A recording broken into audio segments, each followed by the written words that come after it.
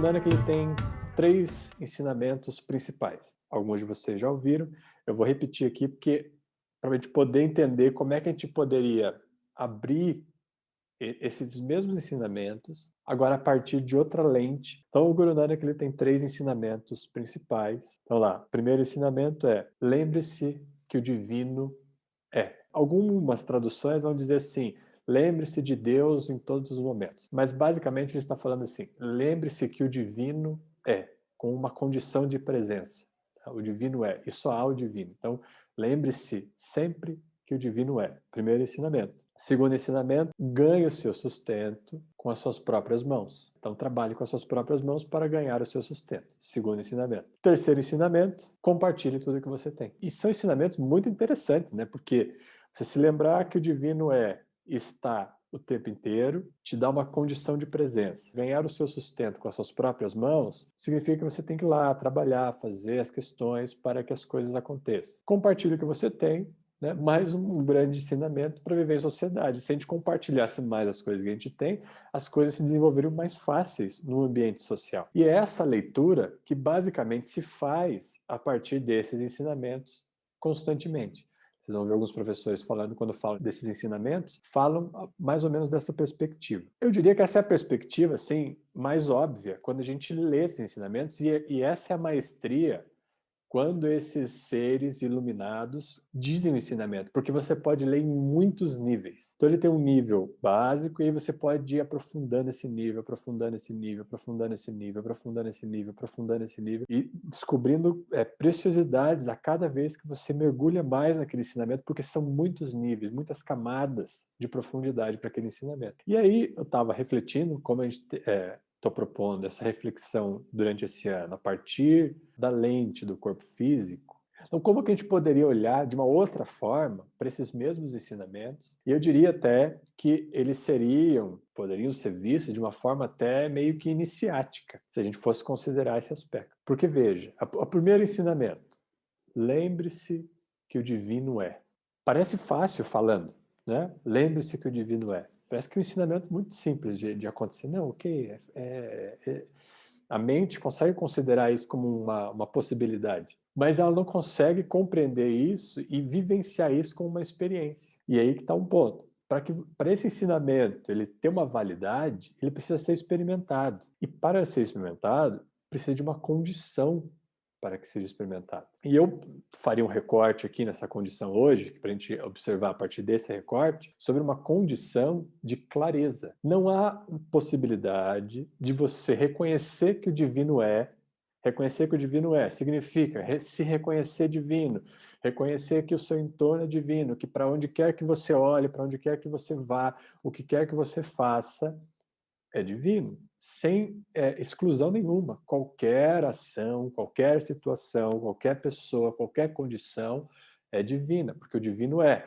Para que isso ocorra como uma experiência, precisa de um olhar muito claro e muito honesto para perceber isso. Do contrário, vai querer manipular. Então precisa de uma clareza muito alta para olhar e reconhecer que o divino é. Então, sem uma clareza total, não é possível reconhecer que o divino é. Então já requer um grande trabalho aqui para esse primeiro ensinamento, que parecia muito simples.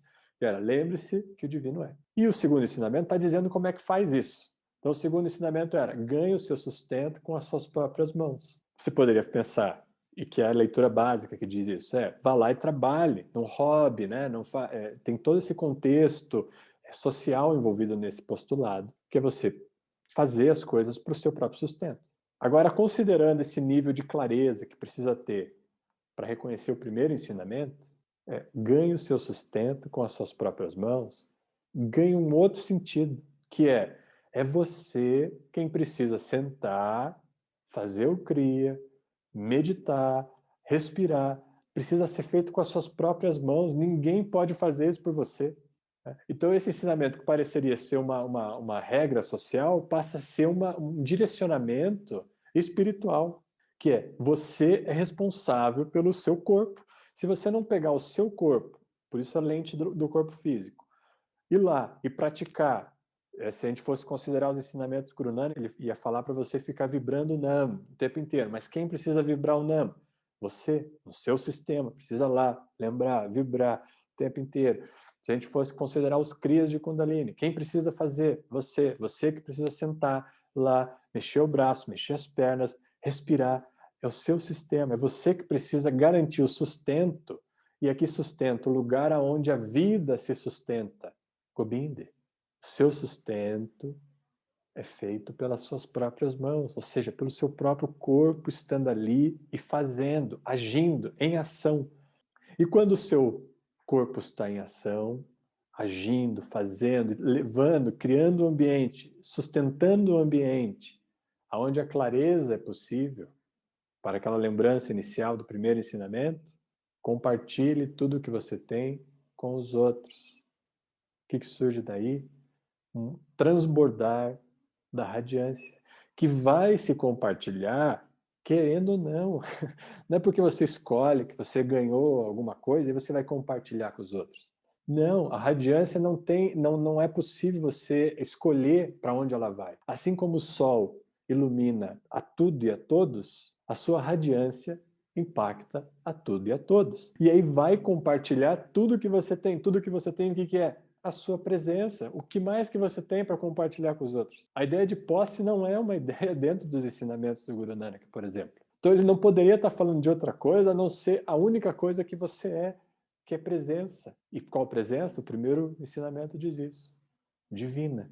Porque o divino é. Então quando a gente olha para esses mesmos ensinamentos, a partir dessa ótica, do mergulho total naquilo que pode expressar o divino sendo ele mesmo, nós precisamos mergulhar profundamente e fazer com as ferramentas que nos são possíveis e que nessa experiência humana é o corpo físico. O corpo físico é o lugar, caminho por onde a gente ativa essa experiência do transbordar. E por isso que é o meio mesmo. 5 é o meio de 10, porque é a ponte para as duas coisas. É o lugar aonde o fazer transborda.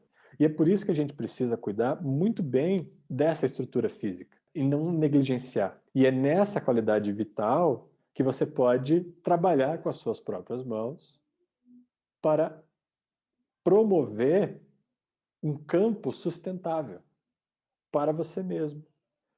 Porque ao mergulhar profundamente nesse campo sustentável, surge daí uma luz. E uma luz que se compartilha com os outros.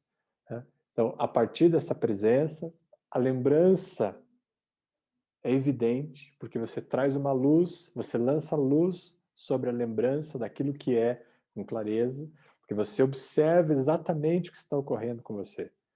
Uma profunda conexão de observação com o seu corpo, em primeiro lugar, nesses processos que ocorrem no seu corpo. E que precisa que você faça.